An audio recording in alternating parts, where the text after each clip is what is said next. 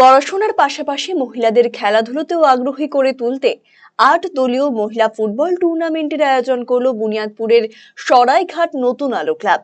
শনিবার বুনিয়াদপুর ফুটবল মাঠে আয়োজিত এই টুর্নামেন্টে দক্ষিণ দিনাজপুর, উত্তর দিনাজপুর, মালদা এবং কলকাতার মহিলা ফুটবল টিম অংশ নেয়। পাশাপাশি ফুটবল টুর্নামেন্টে উপস্থিত ছিলেন জেলা তৃণমূল কংগ্রেস সভাপতি সুভাষ ভাওয়াল, বুনিয়াদপুর পৌরসভার ভাইস চেয়ারম্যান জয়ন্ত কুণ্ডু, বিশিষ্ট আইনজীবী চিরঞ্জীব মিত্র, বিশিষ্ট সমাজসেবী শার্দুল মিত্র সহ অন্যান্য বিশিষ্টজনেরা।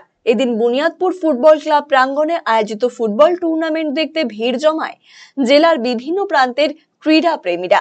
ক্লাব সূত্রে খবর, বিজয়ী ফুটবল টিমের হাতে তুলে দেওয়া হবে কন্যাশ্রী কাপ। কমিটির পক্ষ থেকে আমরা একটাই আবেদন রাখবো যে শেষ পর্যন্ত আপনারা এই একইভাবে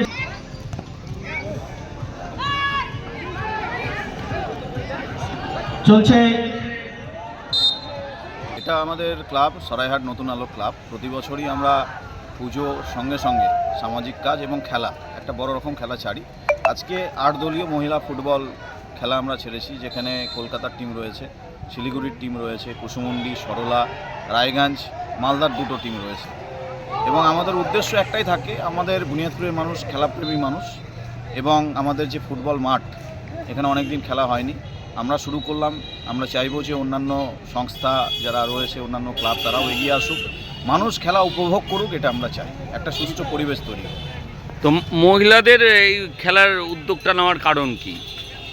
আমরা এরপরে পুরুষদেরও খেলা করব, কিন্তু মহিলারা দেখুন আজকের দিনে যেভাবে এগিয়ে যাচ্ছে, বিশেষ করে সরলার টিমেরও যদি আমি কথা বলি, আজকে গোটা ভারতবর্ষে ওরা খেলছে। আমরা চাই যে মহিলারা আরও পড়াশুনোর পাশাপাশি খেলাধুলাতেও এগিয়ে আসুক, যে কারণে আমরা এই উদ্যোগ নিয়েছি এবং নাম দিয়েছি কন্যাশ্রী কাপ।